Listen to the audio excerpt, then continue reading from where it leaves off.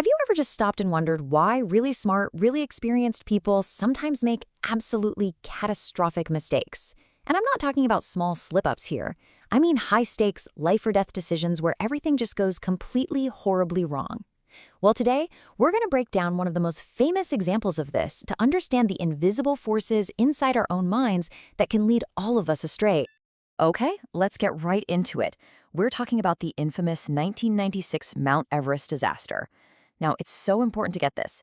The leaders of the two main expeditions, Rob Hall and Scott Fisher, these guys weren't rookies. They were world-renowned mountaineers, literally at the top of their game, guiding clients who had poured their life savings and years of their lives into just getting a shot at the summit.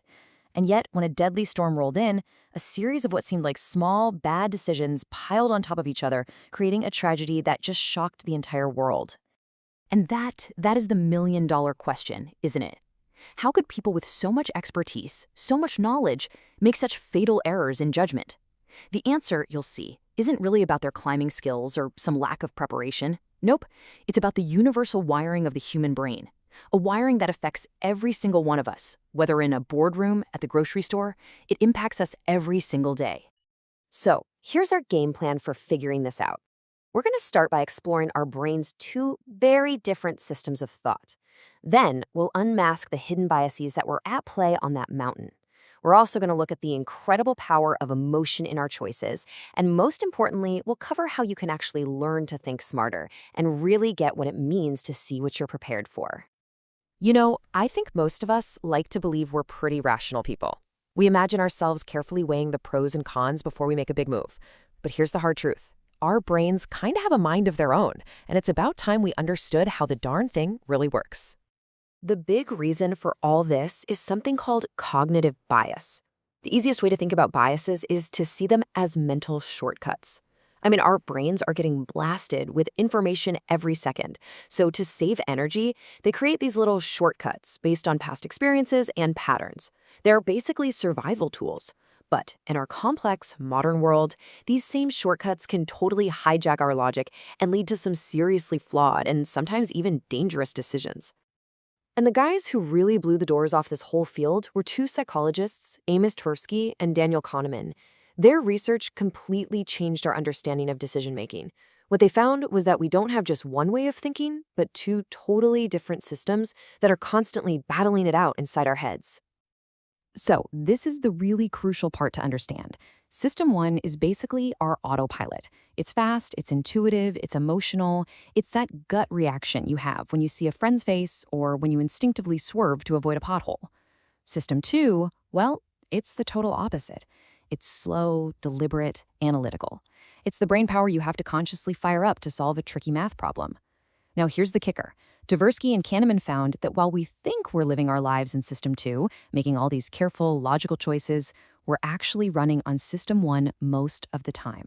Our brain makes a snap judgment, and this is the clever part, it uses System 2 not to find the right answer, but to find reasons to justify our initial gut feeling. All right, so now that we know about these two competing systems, let's meet some of the specific biases, the real villains of our story, that can hijack our thinking. And we'll start with the ones that played a fatal role up on Everest.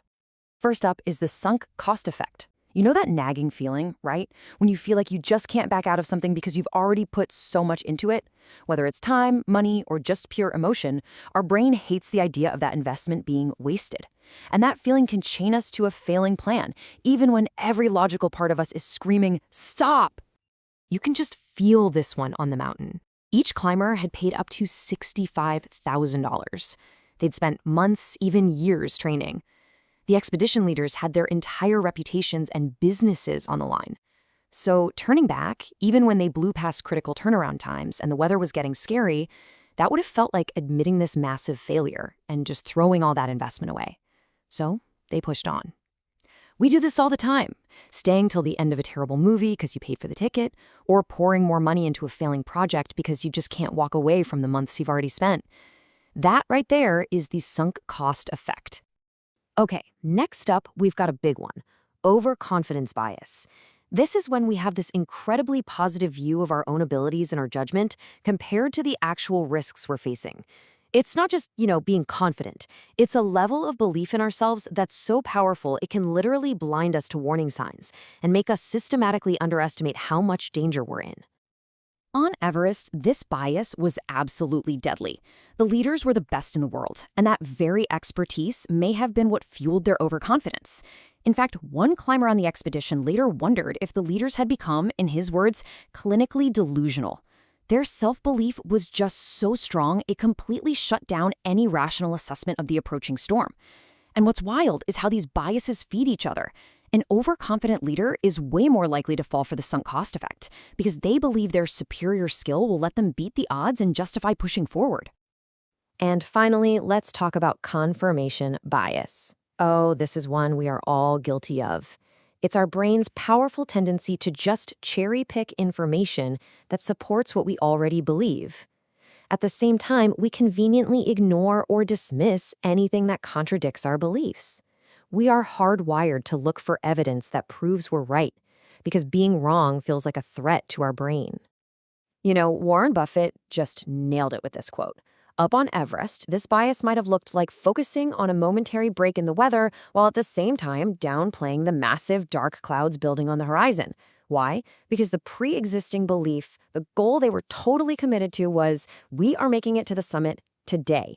They were literally filtering reality to match what they wanted to be true. But look, it's not just about these cold, cognitive shortcuts going on in our heads.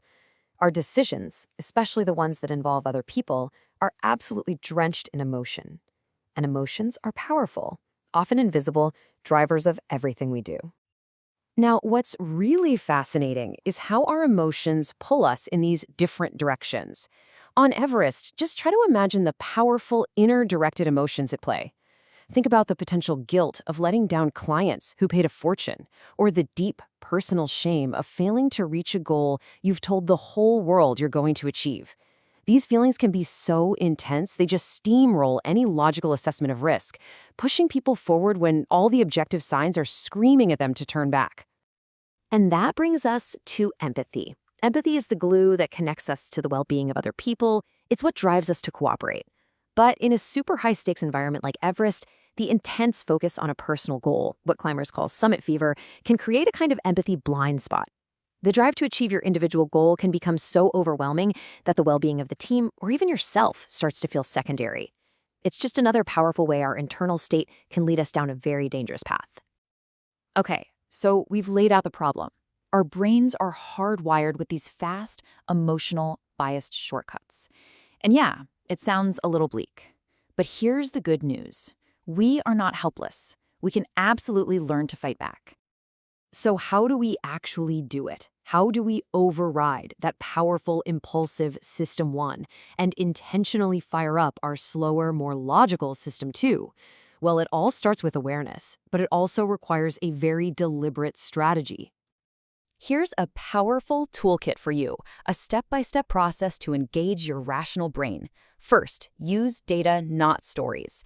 Our brains love a good story, but when the stakes are high, we need cold, hard facts. Second, seek diverse views. You have to actively fight confirmation bias. That means talking to people you know will disagree with you and really, truly listening to what they have to say. Third, check your environment. Don't rush into big decisions when you're stressed or under pressure. Give yourself the time and space to actually think. Fourth, reflect on your process. Don't just focus on your conclusion. Ask yourself how you got there. What biases might have been pulling the strings? Fifth, consider the impact on others. Deliberately engage your empathy. And finally, number 6, cultivate awareness. Simply accepting that these biases exist in you is the huge foundational first step to change. And here is a super simple, incredibly powerful tool you can use every single day. It's the acronym HALT. Never, ever make a big decision when you are hungry, angry, lonely, or tired. Every single one of these physical and emotional states is a massive trigger for your biased, impulsive System 1 thinking.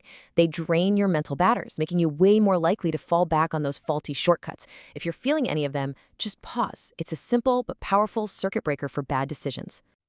So, we've traveled from the deadly slopes of Everest all the way into the inner workings of our own minds. Let's wrap this all up. Here's the bottom line. Our brains are efficiency machines. They default to the fast, intuitive shortcuts of System 1, and those shortcuts create systematic biases, like sunk cost, overconfidence, and confirmation bias that can feed off each other and lead to absolute disasters, just like we saw in Everest. The single most important takeaway here is that awareness is the first and most critical step.